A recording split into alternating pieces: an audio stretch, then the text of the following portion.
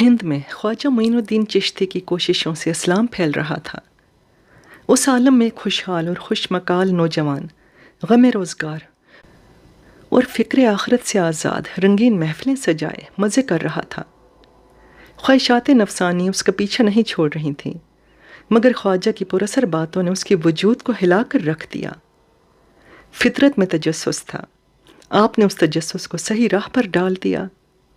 لوگ آپ سے طرح طرح کے سوالات کرتے اور شافی اور کافی جواب پا کر لاجواب ہو جاتے۔ آپ کی صاف گوئی ہر ایک کو حیرت میں ڈال دیتی تھی۔ آپ میں وجدان اور القاء کی صلاحیتیں تھیں۔ کہتے ہیں ان کو سوالی اس لیے کہا گیا کہ ان سے سوالات کیے جاتے تھے اور ان کے دل و دماغ میں طرح طرح کے سوالات پیدا ہوتے رہتے تھے۔ ایک پاکیزہ شخصیت کی زندگی کے دلچسپ اور حیران کن واقعات۔ السلام علیکم لسنرز، پیش خدمت ہے شیخ حمید الدین سوالی رحمۃ اللہ علیہ کے حالات اور واقعات زندگی۔ آپ سن رہے ہیں حمیرہ کی آواز میں۔ شروع کرتے ہیں۔ اجمیر کے پاس ایک قصبہ ہے ناگور۔ خواجہ معین الدین چشتی کی کوششوں سے جو لوگ مسلمان ہوئے تھے یا اس زمانے میں جو مسلمان یہاں آ کر آباد ہوئے تھے، ان میں سب سے پہلے جو مسلمان بچہ پیدا ہوا وہ اسی ناگور میں پیدا ہوا۔ اس بچے کا نام حمید الدین رکھا گیا۔ نو مولود کا سلسلہ نسب رسول مقبول صلی اللہ علیہ وآلہ وسلم کے مشہور صحابی سعید بن زید رضی اللہ تعالیٰ عنہ سے مل جاتا ہے۔ سعید بن زید ان 10 صحابہ میں سے ایک ہیں جن کے قطعی جنتی ہونے کی بشارت رسول مقبول صلی اللہ علیہ وآلہ وسلم نے ان کی زندگی میں ہی دے دی تھی۔ حمید الدین بڑے ہوئے تو دنیا اور اس کی رنگینیوں نے انہیں اپنی طرف مائل کر لیا۔ دوستوں کی کمی نہیں تھی، جوانی میں مال اندیشی کہاں، بڑی پرلطف زندگی گزر رہی تھی۔ شام ہوتی تو دوست احباب ان کے ارد گرد جمع ہو جاتے اور مزیدار باتوں میں وقت گزرنے لگتا۔ حسینوں کے تذکرے، شاعری میں جوانی کے ولولے اور امنگیں اس طرح بیان کی جاتی کہ سننے والوں کے دلوں میں پرکیف مستی میگھ کی طرح برسنے لگتی۔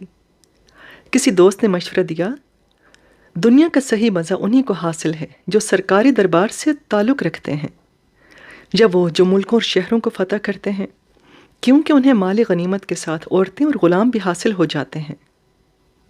کسی دوسرے نے اس کی تائید کی، اپنے چچا جنگوں سے اتنی دولت بنا چکے ہیں کہ ان کی کئی پشتیں مزے کریں گی۔ حمید الدین نے پوچھا، تو ہمیں اس کے لیے دہلی جانا پڑے گا، ہم تیار ہیں، ہمارے ساتھ کون چلے گا؟ چند دوستوں نے اس خیال کی مخالفت کی، کہا لیکن اس میں خطرے بھی تو بہت ہیں۔ ہم کئی ایسے جوانوں سے واقف ہیں جو فوج میں تھے اور جنگوں میں شامل ہوئے پھر واپس نہیں آئے، کہیں کام آ گئے۔ حمید الدین سوچ میں پڑ گئے کہ انہیں کس دوست کے مشورے پر عمل کرنا چاہیے، ان کے مشورے پر جو جنگوں میں شمولیت اور مال غنیمت کی ترغیب دیتے ہیں، یا ان کے مشورے پر جو جنگوں میں ہلاکت اور مایوسی کے پہلو پر یقین رکھتے ہیں۔ یہ سوال کافی دنوں تک انہیں پریشان کرتا رہا۔ انہوں نے ہندوؤں کو دیکھا، ان کے میلوں ٹھیلوں کو دیکھا، ان کے تہواروں پر غور کیا۔ ان تہواروں میں، ان میلوں ٹھیلوں میں بڑی رنگینیاں تھیں، خوشیاں تھیں، انسان ان کی طرف خواہ کھنچنے لگتا تھا۔ وہ سوچتے، ایسا اسلام میں کیوں نہیں ہے؟ اس ماحول میں کچھ اور بھی ہو رہا تھا۔ دلی میں خواجہ قطب الدین بختیار کاکی، اجودن میں بابا فرید گنج شکر، ملتان میں بہاؤالدین زکریا اور اجمیر میں ان سب کے سلطان خواجہ معین الدین چشتی انسانوں کو کچھ اور ہی بتا رہے تھے، لیکن یہ آوازیں ایسی نہیں تھیں کہ ان سے ہر شخص متاثر ہو جاتا۔ ان آوازوں میں گہرائی بھی تھی اور گہرائی بھی، مگر یہ گہرائی اور گہرائی لوگوں کے دل و دماغ سے بالا ہی بالا گزر جاتی۔ حمید الدین نے سوچا، چلو ان کی بھی سن لیں، یہ کیا کہتے ہیں۔ اجمیر قریب تھا، یہ خواجہ معین الدین چشتی کے پاس پہنچے۔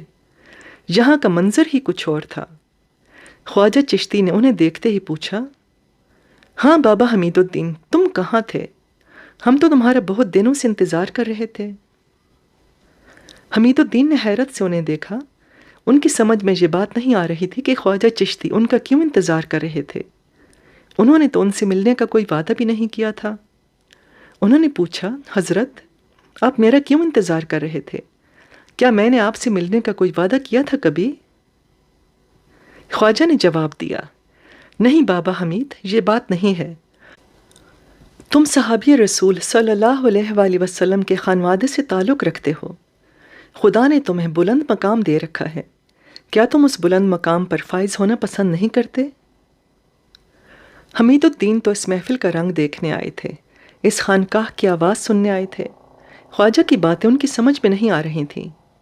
انہوں نے پوچھا، کیا آپ جانتے ہیں کہ میں آپ کے پاس کیوں آیا ہوں؟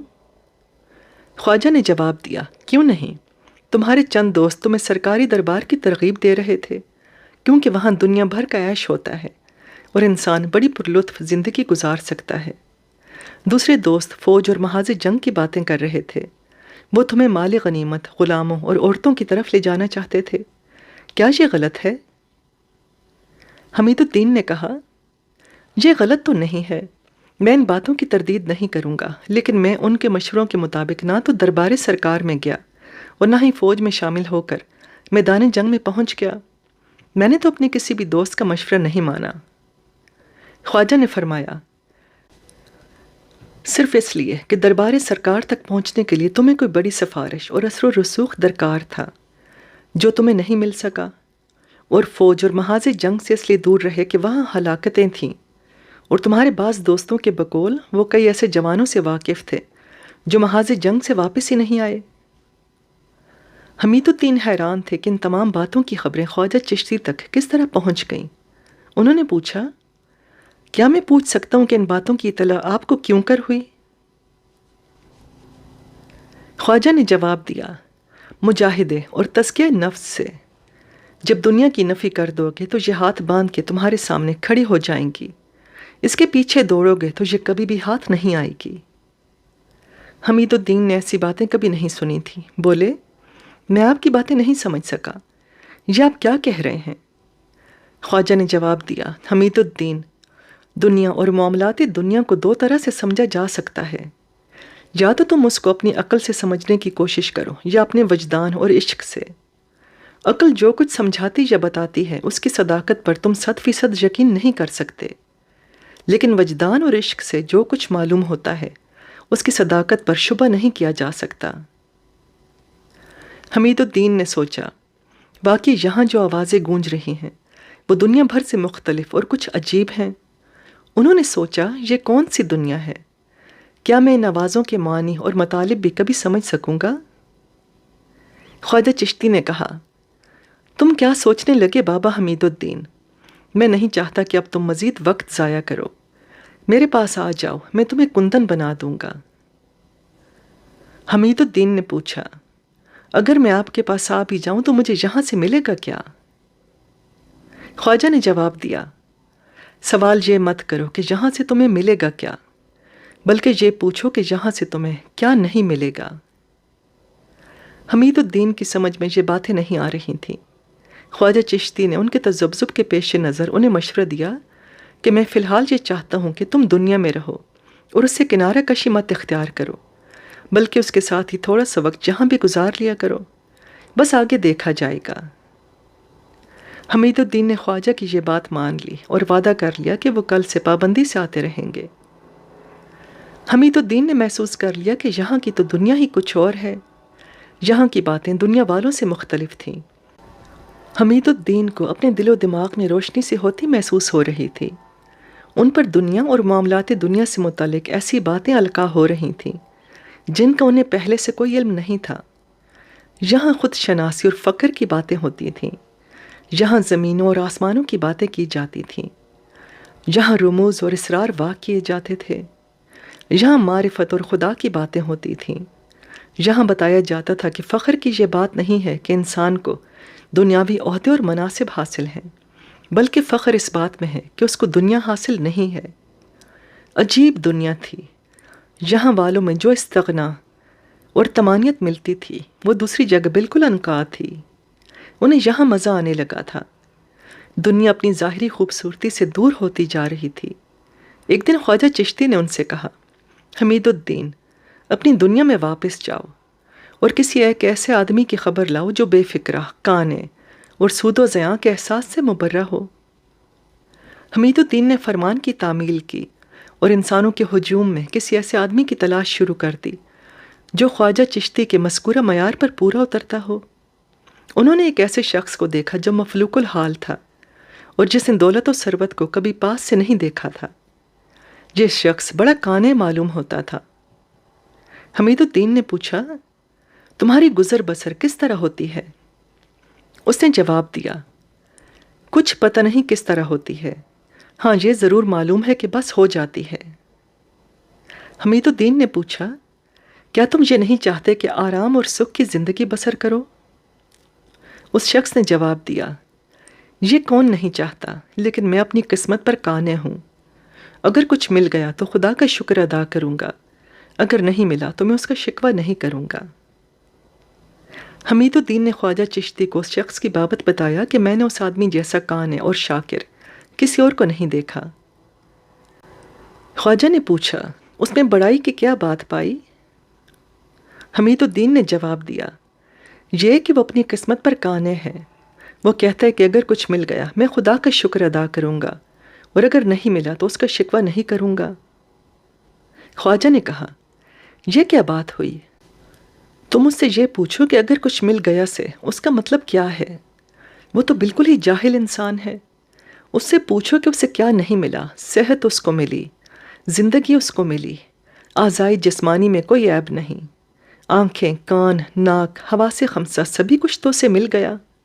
اور وہ نادان کہتا یہ ہے کہ اگر اسے کچھ مل گیا تو وہ اپنے رب کا شکر گزار ہوگا۔ اس سے کہو، اتنا کچھ پا کے بھی وہ کچھ نہ پانے کی بات کرتا ہے۔ دوسرے یہ کہ کچھ حاصل کر کے شکر گزار ہونا قناعت نہیں ہے۔ وہ شکوہ کس بات کا کرے گا؟ اسے جو کچھ ملا ہے کسی چیز کے عوض نہیں ملا، اور یہ کہ اس نے خدا کو کیا دیا ہے جو اس کے عوض کچھ نہ پا کے وہ شکوہ نہیں کرے گا۔ حمید الدین دوبارہ واپس گئے اور پھر انسانوں میں سے ایک ایسا انسان تلاش کرنے لگے جو خواجہ کے پیش کردہ معیار پر پورا اترتا ہو۔ وہ جس سے بھی ملے اس میں کوئی نہ کوئی نقص، کوئی نہ کوئی خامی ضرور موجود تھی۔ حمید الدین خواجہ کے پاس گئے اور انہیں مطلع کیا کہ آپ کے معیار کا ایک آدمی بھی اس دنیا میں تو نہیں ملے گا۔ خواجہ نے جواب دیا، ملے گا، اور ضرور ملے گا، لیکن وہاں نہیں ملے گا جہاں تم رہتے ہو۔ یہ لوگ فقراء میں ملیں گے، درویشوں میں ملیں گے، یہ دنیا میں رہتے ہیں مگر دنیا سے لا تعلق ہو کے۔ یہ خدا کے صابر و شاکر، قانع اور پراسرار بندے خدائی اوصاف سے متصف ہوتے ہیں، خدا سے کچھ نہیں چاہتے اس کی رضا کے سوا۔ یہ خود آگاہ اور خدا رسیدہ لوگ خود کو خدا کے سپرد کر دیتے ہیں اور خدا ان کا خیال رکھتا ہے۔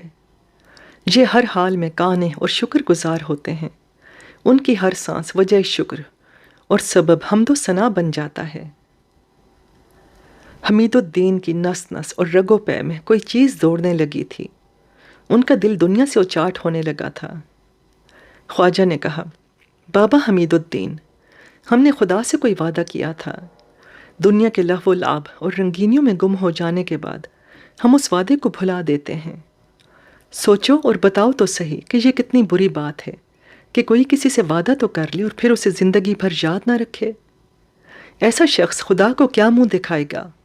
عہد و پیمان کو بھلا دینے والا روز آخرت کتنی شرمندگی اٹھائے گا، اس کا تو کوئی اندازہ بھی نہیں لگا سکتا۔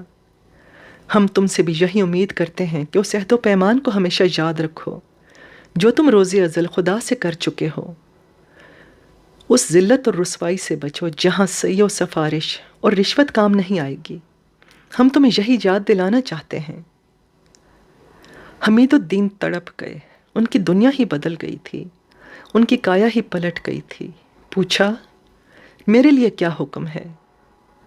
جواب ملا، کوئی حکم نہیں، بس اتنا بتانا مقصود ہے کہ تم نے اپنے رب سے روز ازل جو وعدہ، جو عہد کیا تھا اس کا پاس کرو اور اسے نبھاؤ۔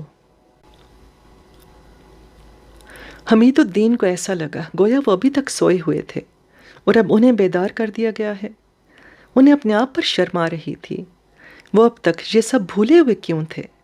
انہیں اپنے رب سے کیا ہوا عہد یاد کیوں نہیں رہا تھا؟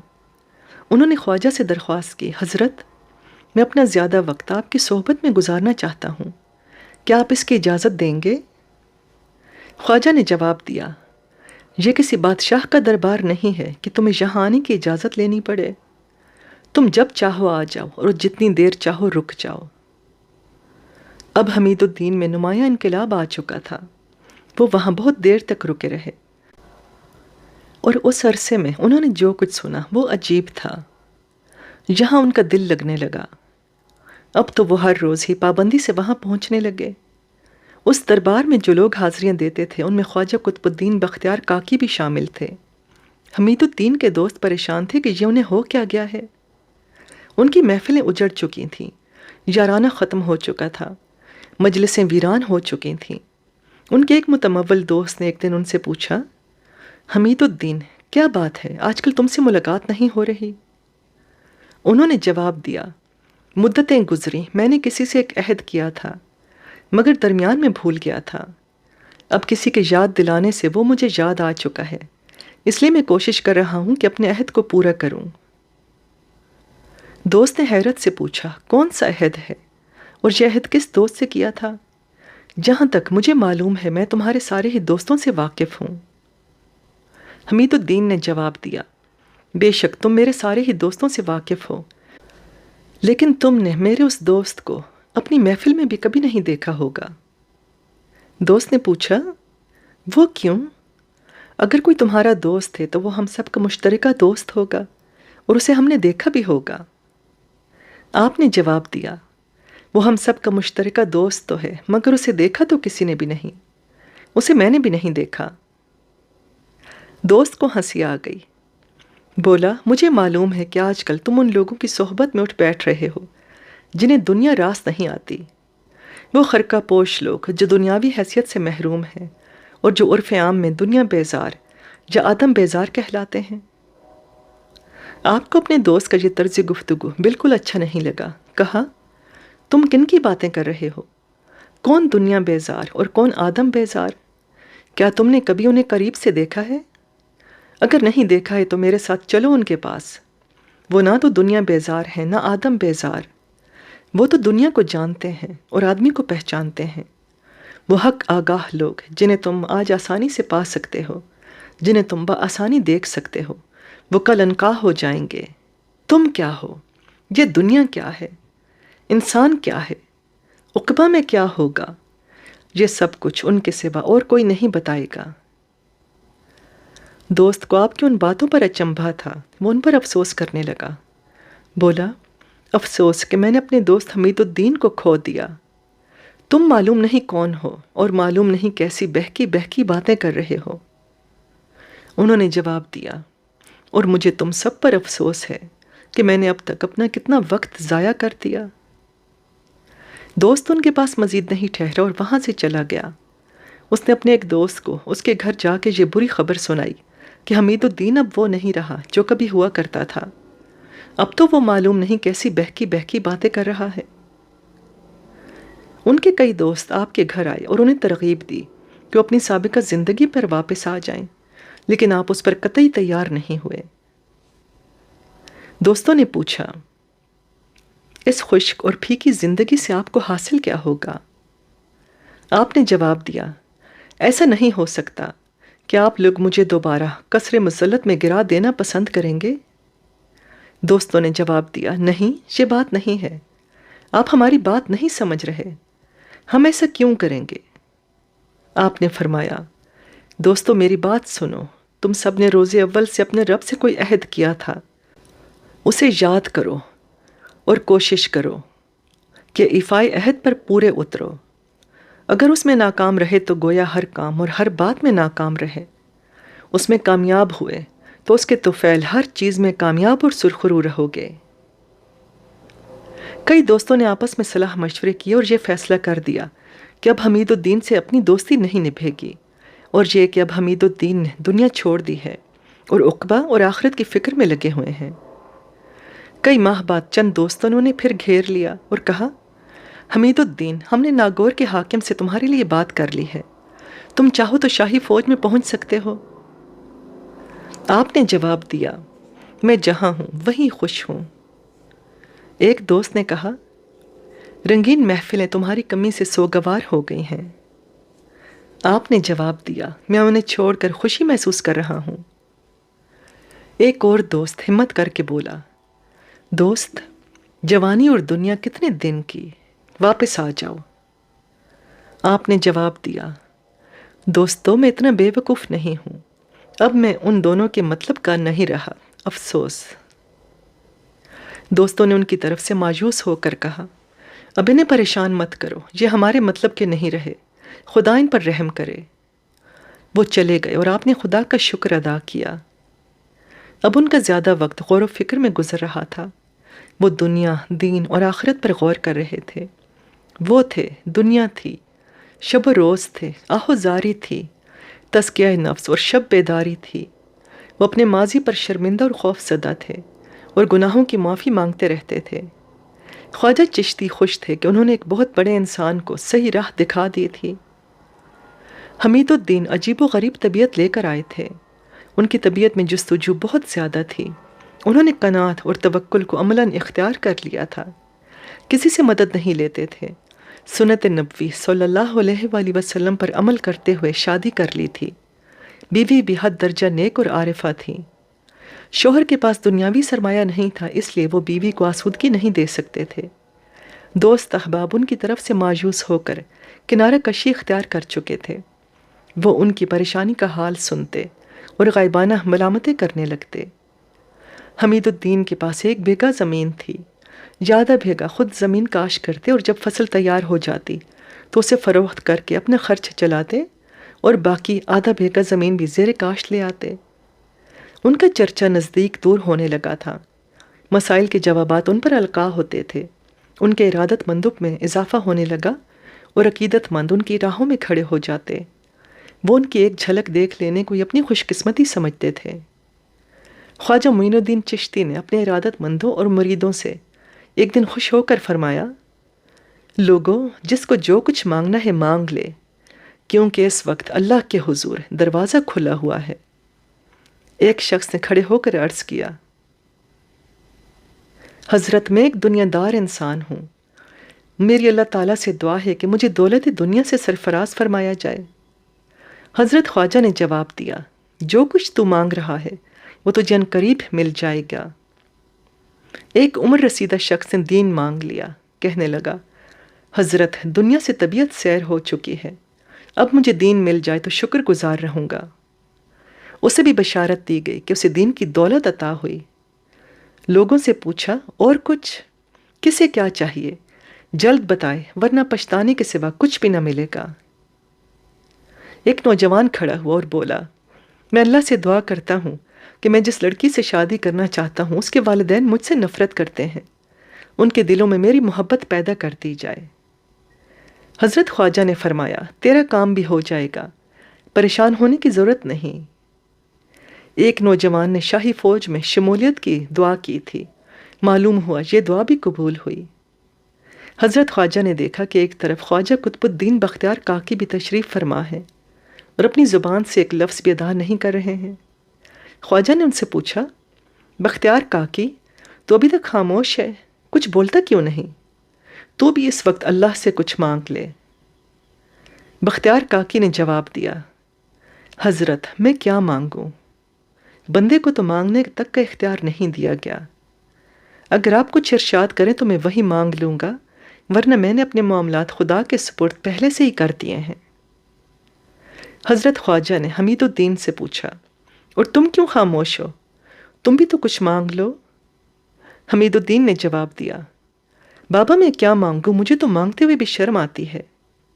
خواجہ نے فرمایا، اپنے رب سے کیا شرمانا۔ حمید الدین نے جواب دیا، میں پہلے ہی آپ کو مطلع کر چکا ہوں کہ مجھے کچھ نہیں چاہیے، مجھے پہلے ہی اتنا کچھ دیا جا چکا ہے کہ مزید مانگنے کی ہمت نہیں پڑ رہی۔ حضرت خواجہ نے ان سے خوش ہو کر اعلان کیا، لوگو، تم نے سنا حمید الدین صوفی کیا کہہ رہے ہیں؟ یہ حمید الدین صوفی تارک الدنیا اور مستغنی آخرت ہیں، یہ سلطان التارکین ہیں۔ اس دن پہلی بار لوگوں کو یہ معلوم ہوا کہ حمید الدین کتنا بلند مقام حاصل کر چکے ہیں۔ آپ کو پوری دنیا سلطان التارکین کے نام سے یاد کرنے لگی۔ انہیں بہاؤالدین زکریا ملتانی کی بابت یہ معلوم ہوا کہ وہ صوفی بھی ہیں اور اپنے پاس مال و دولت بھی رکھتے ہیں۔ وہ چونک گئے اور ان کی سمجھ میں یہ بات نہیں آئی کہ جس نے لباس تصوف پہن لیا ہو، اس کے دل اور گھر میں مال و زر نے کس طرح جگہ بنا لی ہے۔ ناگور میں ایک سوداگر تلوں کا کاروبار کرتا تھا۔ وہ تل ملتان لے جاتا تھا اور اسے بیچ کر وہاں سے روئی خرید کر ناگور لے جاتا۔ اس کاروبار نے اسے مالا مال کر دیا تھا۔ یہ شخص حمید الدین کا عقیدت مند تھا۔ یہ جب بھی ملتان جانے لگتا آپ کے پاس آتا اور دعاؤں کا طالب ہوتا۔ ایک دن جو اسے دیکھا تو پوچھا، کیا تو ملتان جا رہا ہے؟ اس نے جواب دیا، جی حضرت، میں ملتان جا تو رہا ہوں، مگر جب تک آپ مجھے دعائیں نہیں دیں گے میں نہیں جاؤں گا۔ آپ نے فرمایا، میری دعائیں تیرے ساتھ ہیں، مگر تو میرا ایک خط بہاؤالدین زکریا ملتانی کے نام لیتا جا اور ان سے کہنا کہ وہ اس کا جواب ضرور دیں، کیونکہ اس کے جواب کی طلب مجھے بہت پریشان کیے ہوئے ہے۔ سوداگر نے عرض کیا، حضرت میں آپ کا تابع دار ہوں، آپ کا خط لے بھی جاؤں گا اور اس کا جواب بھی ضرور لاؤں گا۔ آپ نے بہاؤالدین زکریا کے نام خط لکھا۔ نصوص، احادیث اور مشائخ کا اس پر اجماع ہے کہ دنیا اور متاع دنیا وصول اللہ میں آڑے آتی ہے۔ جب مجھے یہ معلوم ہوا کہ اس زمانے کے بعض مشائخ کے پاس دنیا کا کافی ساز و سامان موجود ہے اور اس کے باوجود ان سے خوارق اور کرامات کا ظہور بھی ہوتا ہے، تو اس مسکین کو اس پر بڑی حیرت ہوئی۔ کیا اجتماع ضدین ممکن ہے؟ نور اور ظلمت یکجا نہیں رہ سکتے، حق اور باطل ایک ہی جگہ جمع نہیں ہو سکتے۔ آپ کے بارے میں تحقیق کے ساتھ یہ معلوم ہے کہ آپ واصلان حق میں سے ہیں، اور ساتھ ہی مجھے یہ بھی معلوم ہے کہ دنیا بار تعالیٰ کی مبغوض ہے، اور پھر کیا وجہ ہے کہ آپ جیسا بزرگ خدا کے اس دشمن کو دور نہیں کرتا؟ شیخ بہاؤالدین زکریا ملتانی نے اس کا جو جواب دیا آپ اس سے مطمئن نہیں ہوئے۔ ملتانی صوفی نے جواب میں لکھا تھا، آپ کو معلوم ہے کہ دنیا ہے کیا اور اس کی کتنی مقدار میرے پاس ہوگی، اور آپ کو یہ معلوم ہونا چاہیے کہ جس شخص کے پاس افسون ہو اس کو سانپ کے زہر اور مال کی مستی سے نقصان نہیں پہنچ سکتا۔ آپ اس جواب سے مطمئن نہیں ہوئے اور مختصراً لکھ دیا، حضرت اس عاجز کو آپ کے جواب نے مطمئن نہیں کیا۔ افسون جاننے کے باوجود سانپ کو پاس رکھنا اچھی بات نہیں ہے۔ آپ نے فرمایا، لوگو یاد رکھو، دنیا اگر ہاتھ میں ہو تو دوا ہے، اور اگر دل میں ہو تو درد ہے۔ آپ نے ایک خط بابا فرید الدین گنج شکر کو لکھا اور اس میں بڑے کام کی باتیں لکھیں۔ آپ نے لکھا، آج میں تمہیں چند ایسی راز کی باتیں بتاتا ہوں جن کا جاننا بہت ضروری ہے۔ جو لوگ ذکر الہی میں مشغول ہیں، اگر کسی طرح انہیں یہ معلوم ہو جائے کہ ان سے اللہ کا کتنا قرب فوت ہو گیا ہے تو وہ ہنسیں گے کم اور روئیں گے زیادہ، اور اگر قرب الہی میں مشغول لوگوں کو یہ معلوم ہو جائے کہ ان سے کچھ فوت ہوا ہے تو وہ خون روئیں گے، ان کے کلیجے پھٹ جائیں گے۔ آپ نصف بیگھہ زمین کی پیداوار سے جو کچھ حاصل کرتے تھے اس سے کھانے پینے کے علاوہ اتنا مل جاتا تھا کہ بیوی کی ستر پوشی کے لیے کچھ کپڑا خرید لیتے اور اپنے لیے ایک چادر لے آتے۔ یہ چادر آدھی تو باندھ لیتے اور آدھی اوڑھ لیتے۔ آپ کی اسرت اور تنگ دستی کا چرچا ہوا تو حاکم ناگور کو بڑا دکھ ہوا۔ وہ کچھ نقد رقم لے کر آپ کے پاس پہنچا اور آپ سے کہا، حضرت آپ یہ رقم تو قبول فرما لیں اور میں آپ کی زمین میں کچھ اور اضافہ کیے دیتا ہوں۔ اس زمین کے لیے بیج اور مزدوروں کا انتظام بھی کر دوں گا۔ یہ لوگ ہل چلائیں گے، بیج ڈالیں گے، سراوان چلائیں گے، پانی دیں گے اور فصل تیار کریں گے۔ اب مطمئن اور بے فکر ہو کر عبادت میں مشغول رہیں۔ آپ ناگور کے حاکم کی ساری باتیں غور سے سنتے رہے۔ اس کے بعد فرمایا، بابا، ہمارے خواجگان میں کبھی کسی نے اس قسم کی چیزیں قبول نہیں کی۔ میرے لیے یہ 1 بیگھہ زمین ہے جو میری ملکیت ہے، کافی ہے۔ آپ یہ ساری چیزیں واپس لے جائیں اور مجھ پر رحم کریں۔ حاکم اصرار کرتا رہا اور یہ انکار کرتے رہے۔ آخر وہ واپس چلا گیا اور آپ کی صحیح صورتحال بادشاہ کو لکھ بھیجی۔ بادشاہ نے 500 ٹکے اور ایک گاؤں کا شیخ کے نام فرمان لکھ کر روانہ کر دیا۔ حاکم ناگور ان چیزوں کے ساتھ آپ کی خدمت میں پہنچا اور عرض کیا، حضرت یہ چیزیں بادشاہ نے آپ کے لیے بھیجی ہیں، آپ انہیں قبول فرما لیں۔ آپ نے حاکم کو باہر بٹھایا اور خود اندر تشریف لے گئے۔ اس وقت بیوی کا یہ حال تھا کہ دوپٹہ نہ ہونے کی وجہ سے کرتے کا دامن سر پر ڈال رکھا تھا۔ انہوں نے اپنی بیوی سے کہا، نیک بخت بادشاہ نے 500 ٹکے اور ایک گاؤں کا فرمان میرے پاس بھیجا ہے، تم کیا کہتی ہو؟ میں اسے قبول کروں یا نہ کروں؟ بیوی نے جواب دیا، آپ کیا کہتے ہیں؟ کیا آپ یہ پسند کریں گے کہ ہم اپنی درویشی کو ان چند سکوں پر قربان کر دیں؟ آپ مطمئن رہیں، میں ان کے قبول کرنے کے حق میں نہیں ہوں۔ آپ نے بیوی کے دوپٹے اور اپنے تہبند کی طرف اشارہ کرتے ہوئے پوچھا، ان کا کیا ہوگا؟ بیوی نے جواب دیا، میں نے 2 سر سود کاٹ رکھا ہے، اسے بیچ دیجئے، ہم دونوں کا کام ہو جائے گا۔ بیوی کے جواب نے آپ کو خوش کر دیا۔ بیوی کو شاباش دی، فرمایا، نیک بخت تم امتحان میں کامیاب ہو گئی۔ میں نے تیرے فقر اور درویشی کا امتحان لیا تھا، اب میں تجھ پر پہلے سے زیادہ اعتماد کر سکتا ہوں۔ یہ باہر آئے اور حاکم کو مطلع کیا، افسوس کہ میں کچھ بھی قبول نہیں کروں گا۔ حاکم نے کہا، حضرت یہ جو کچھ میں لایا ہوں بادشاہ کا عطا کردہ ہے، اب اگر یہ چیزیں واپس جائیں گی تو بادشاہ کو ناگوار گزرے گا اور ہو سکتا ہے کہ ہم اس کی سزا بھی بھگتیں۔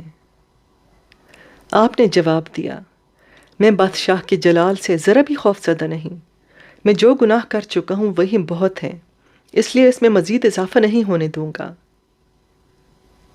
حاکم ناگور نے عرض کیا، فارغ البالی سے آپ کو یہ فائدہ تو پہنچے گا کہ آپ یکسوئی سے عبادت کر سکیں گے۔ آپ نے فرمایا، یہ فائدہ بھی نہیں پہنچے گا، کیونکہ دنیاوی مال کی موجودگی سے نفس سرکش اور مغرور ہو جاتا ہے، اور میں یہ مصیبت اپنے سر نہیں لینا چاہتا۔ حاکم ناگور مایوس ہو کر واپس چلا گیا اور بادشاہ کو مطلع کر دیا کہ حمید الدین نے انہیں قبول نہیں کیا۔ بادشاہ نے جواب میں لکھ دیا کہ ان پر جبر نہ کیا جائے اور انہیں ان کے حال پر چھوڑ دیا جائے۔ ناگور میں آپ کسی کام سے بازار تشریف لے گئے، ایک بوڑھے ہندو کو کسی سے باتیں کرتے دیکھا تو آپ رک گئے اور اس ہندو کی مزاج پرسی کی۔ آپ کے چند ارادت مندوں نے اس پر حیرت کا اظہار کیا اور آپس میں کہا، پیر و مرشد کی بعض باتیں بالکل سمجھ میں نہیں آتی، آخر اس ہندو میں وہ کون سی خاص بات ہے کہ آپ اس کے پاس رک گئے اور اس کی خیریت معلوم کرتے رہے؟ آپ کو ان کے اعتراض کا علم ہو گیا۔ جواب دیا، اس ہندو کو اپنے بارے میں وہ نہیں معلوم جن سے میں آگاہ کر دیا گیا ہوں۔ عقیدت مند نے پوچھا، حضرت وہ کیا؟ آپ نے جواب دیا، جی یہ شخص جو اس وقت ہندو ہے، اس کا آخری انجام مجھے اچھا نظر آ رہا ہے، یہ ہندو نہیں رہے گا، مسلمان ہو جائے گا۔ مریدوں کو اس پر تعجب ہوا، پوچھا کیا ایسا بھی ہو سکتا ہے؟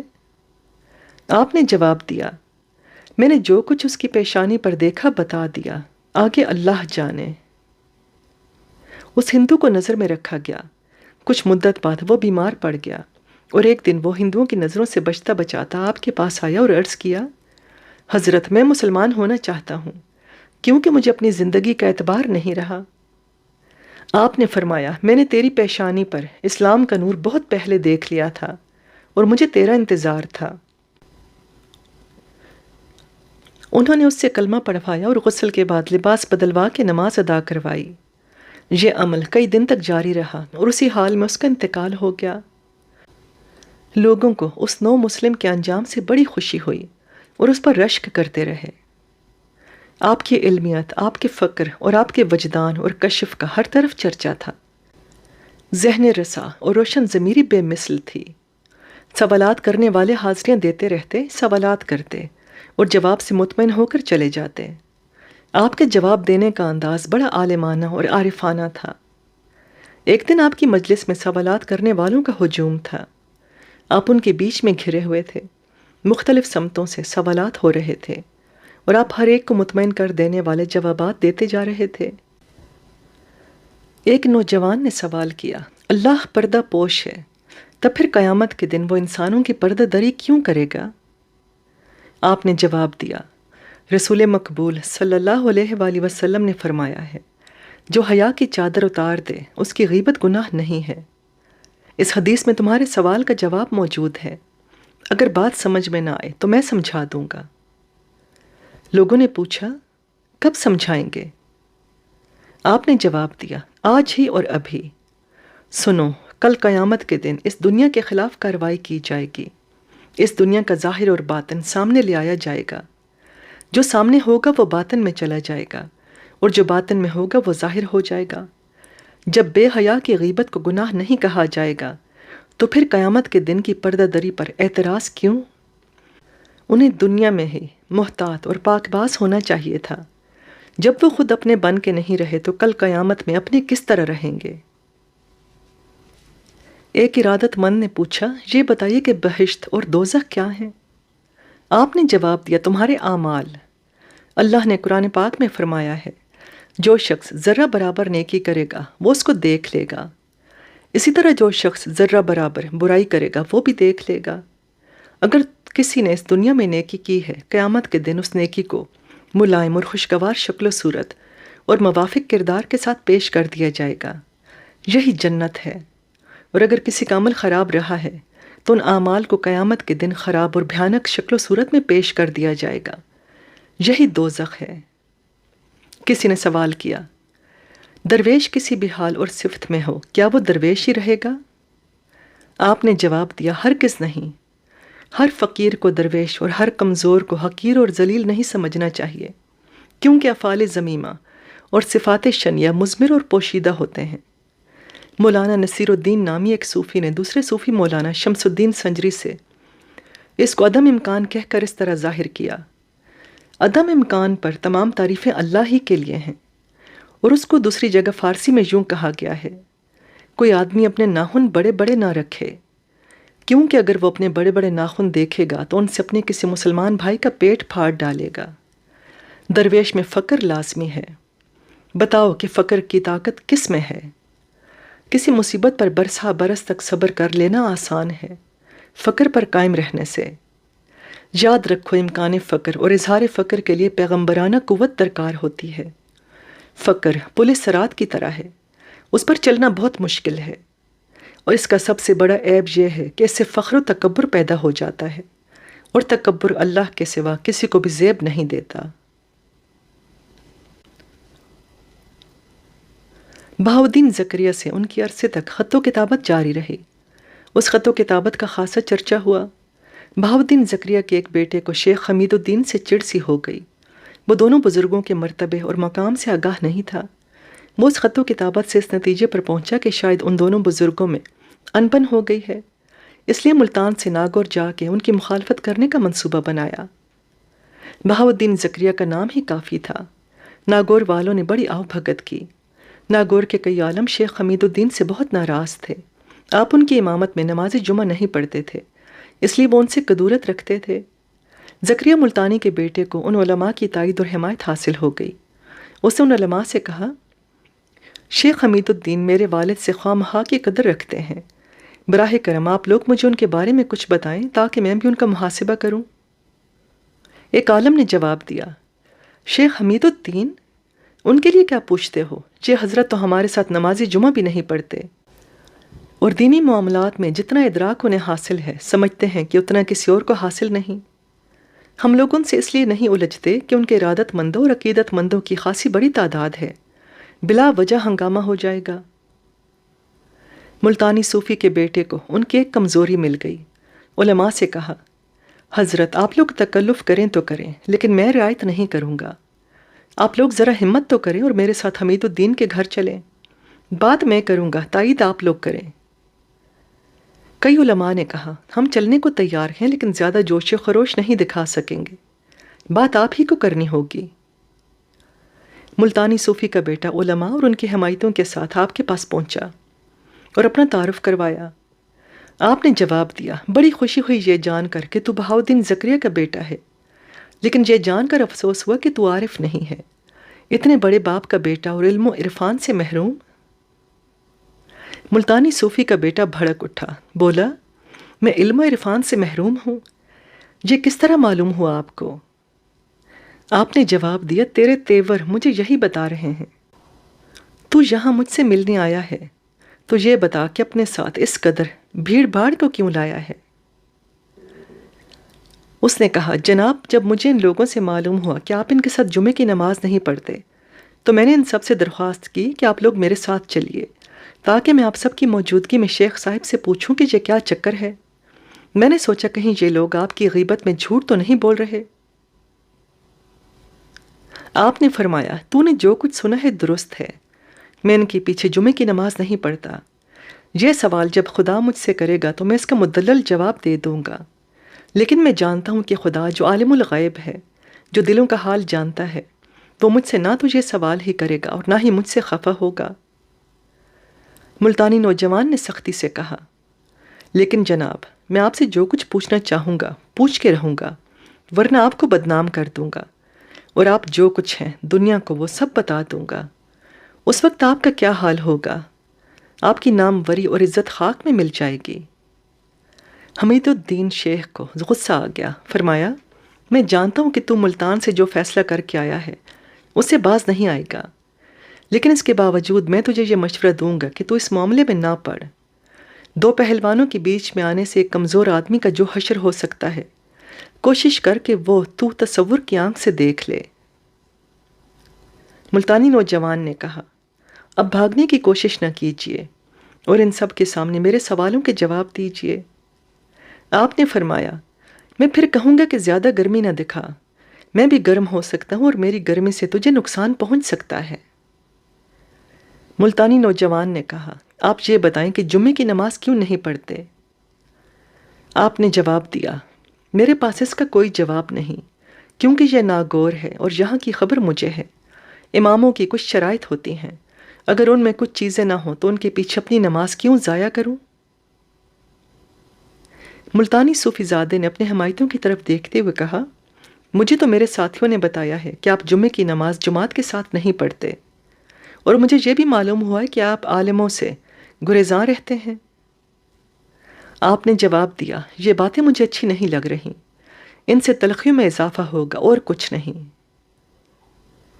صوفی زادے نے اپنے ساتھیوں کی طرف دیکھتے ہوئے کہا، آپ نے ملاحظہ فرمایا یہ صوفی ہیں، بڑے عالم فاضل، میرے والد سے الجھتے ہیں، ان سے کلمی بحث و مباحثہ ہوتا رہتا ہے، ان کے لیے تو میں ہی کافی ہوں۔ آپ کو غصہ تو بہت آیا مگر اس پر قابو پا لیا۔ آپ کھڑے ہو گئے، فرمایا، صاحبزادے زیادہ جوش و خروش مت دکھاؤ اور اپنے گھر چلے جاؤ۔ یہ ناگور ہے، ملتان نہیں، جہاں میرا حکم چلتا ہے۔ تو نے میرا دل دکھایا ہے، میں چاہوں تو میں بھی دکھا سکتا ہوں۔ صوفی زادے نے کہا، میں تو آپ کی زندگی حرام کر دوں گا، جب تک ناگور میں ہوں آپ کو چین سے نہیں بیٹھنے دوں گا۔ اس وقت تو میں چلا جاؤں گا، لیکن میں پھر واپس آؤں گا اور کوشش کروں گا کہ آپ کو آدمی بنا دوں۔ آپ نے جواب دیا، تو بار بار یہاں آ کر اپنی عقبہ بھی خراب کرے گا اور دنیا بھی۔ میرا مشورہ مان اور ملتان واپس چلا جا، وہاں اپنے باپ کو سب کچھ بتا کر مشورہ لے کہ یہ تو اچھا کر رہا ہے یا برا۔ نوجوان چلا گیا اور پورے ناگور میں آپ کے خلاف باتیں کرنے لگا۔ وہاں کے بعض علماء اور ان کے چیلے اس نوجوان کا ساتھ دے رہے تھے۔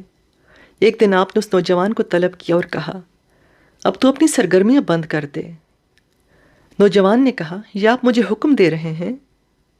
آپ نے فرمایا، ہاں میں تجھے حکم دیتا ہوں، کیونکہ میں نے اس مقدمے کا فیصلہ کر دیا ہے۔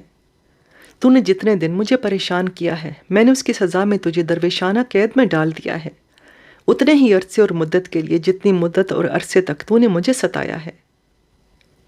نوجوان نے اپنے ساتھیوں کی طرف دیکھتے ہوئے کہا، آپ لوگوں نے کچھ سنا؟ ملاحظہ فرمایا، یہ شخص مجھے درویشانہ قید میں ڈال رہا ہے۔ ذرا ان سے یہ تو پوچھو کہ یہ قید کیا ہوتی ہے۔ باتیں کرنا تو کوئی ان سے سیکھے، ایسی باتوں سے جاہلوں پر اچھا خاصا روب پڑ سکتا ہے، لیکن ہم پر بالکل نہیں پڑے گا۔ آپ نے جواب دیا، درویشانہ قید کیا ہوتی ہے اس کا پتہ جلد ہی چل جائے گا۔ تیری جگہ کوئی اور ہوتا تو میں بتاتا کہ فقیروں سے الجھنے کی سزا کیا ہوتی ہے۔ تیرے باپ بہاؤالدین زکریا کا خیال آ جاتا ہے۔ شاید نوجوان کو بھی کچھ احساس ہوا اور وہ خوف زدہ ہو گیا، بولا تو کچھ بھی نہیں، بس چلا گیا۔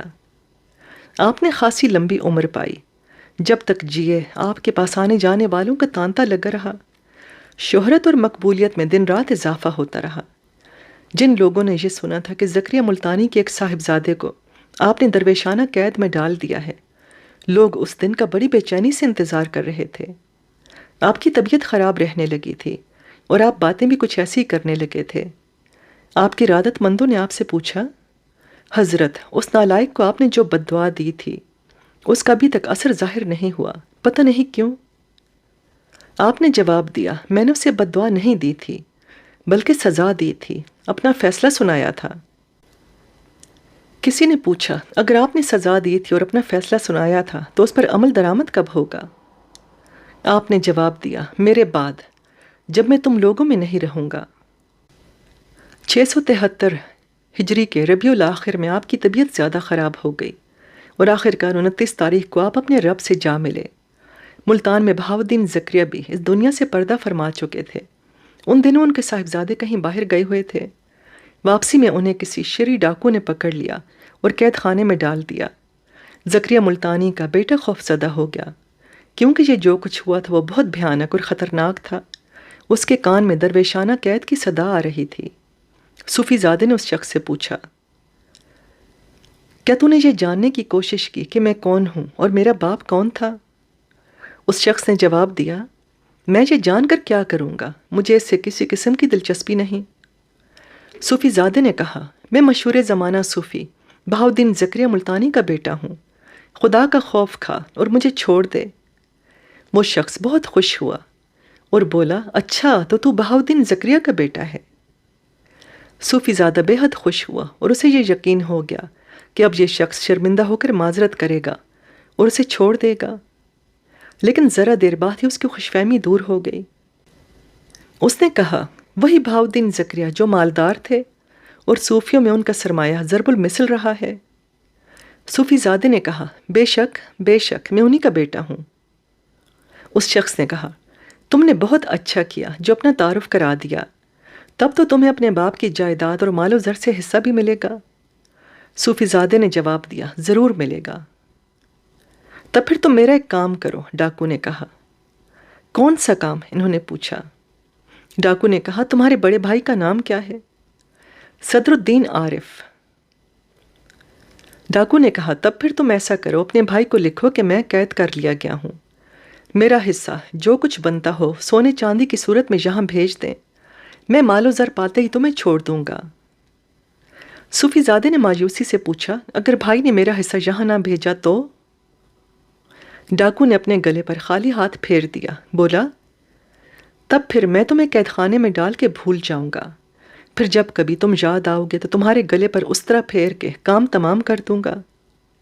صوفی زادہ لرز کر رہ گیا، بولا، خدا کے لیے مجھ پر رحم کھا۔ ڈاکو نے کہا، تم خط تو ابھی اسی وقت لکھ دو، میرا آدمی اسے پہنچا دے گا، اور اگر بڑے بھائی نے مال و زر دیا تو وہ بھی یہاں آ جائے گا۔ صوفی زادے نے بڑے بھائی کو سب کچھ صاف صاف لکھ دیا اور آخر میں لکھا، اگر میرا حصہ یہاں نہ آیا تو یہ کمبخت مجھے ہلاک کر دے گا، کیونکہ یہ بڑا سفاک ہے۔ صدر الدین نے خط پڑھا اور اس کے حصے کا مال روانہ کر دیا۔ ڈاکو اپنے سامنے سونے چاندی کا ڈھیر دیکھ کر بہت خوش ہوا اور کہا، ایک کام کے ہو جانے سے تو خوش ہو رہا ہے، اس بارے میں تجھے کچھ اور بتاؤں گا۔ پھر کچھ توقف کے بعد کہا، بھائی کو لکھ دے کہ وہ اب اپنے حصے میں سے بھی کچھ دے دے، اسے یہ بھی لکھ دے کہ اگر اس پر فوراً عمل نہ ہوا تو میں تیرے ساتھ وہ کچھ کروں گا کہ اللہ۔ صوفی زادے نے کہا، یہ تو بڑی خود غرضانہ بات ہے، میرا بھائی اپنے حصے سے کیوں کچھ دینے لگا؟ ڈاکو نے جواب دیا، بہرحال میں نے سب کچھ بتا دیا ہے، اب تم جو چاہو کرو۔ صوفی زادے نے اپنے بھائی صدر الدین عارف کو لکھ دیا، بھائی ڈاکو نے میری رہائی کی شرط میں اتنا اضافہ کر دیا ہے کہ اگر آپ اپنے حصے میں سے بھی کچھ دے دیں تو وہ مجھے چھوڑ دے گا، ورنہ قتل کر دے گا۔ اب میں آپ کے رحم و کرم پر ہوں، آپ جو چاہیں گے وہی ہوگا، میں آپ کے جواب کا انتظار کر رہا ہوں۔ بھائی نے اپنے حصے میں سے بھی کچھ روانہ کر دیا۔ ڈاکو نے اسے پاتے ہی کہا، اب تم جا سکتے ہو۔ جب یہ صاحبزادے ڈاکو کی قید سے رہا ہوئے تو انہیں اچانک شیخ حمید الدین ناگوری سوالی کی آواز سنائی دی، میں نے تجھے اتنے ہی عرصے کے لیے درویشانہ قید میں ڈال دیا ہے جتنے دن تو نے مجھے پریشان کیا ہے۔ صوفی زادہ لرز کر رہ گیا، وہ رونے لگا اور گڑ گڑا کر کہتا رہا، افسوس کہ آپ زندہ نہیں ہیں، ورنہ میں آپ سے معافی مانگ لیتا۔ آپ پر خدا کی لاکھوں رحمتیں ہوں، آمین آمین ثم آمین۔ لسنرز، یہاں پہ اس درویش کا یہ خوبصورت قصہ ختم ہوتا ہے۔ امید ہے آپ کو پسند آیا ہوگا۔ اگر آپ میرے چینل پر نئے ہیں اور کانٹینٹ آپ کو پسند آ رہا ہے تو پلیز میرے چینل کو سبسکرائب کیجیے گا۔ انشاءاللہ پھر ملیں گے بہت جلد کسی اور نئے قصے کے ساتھ۔ ابھی کے لیے اللہ حافظ۔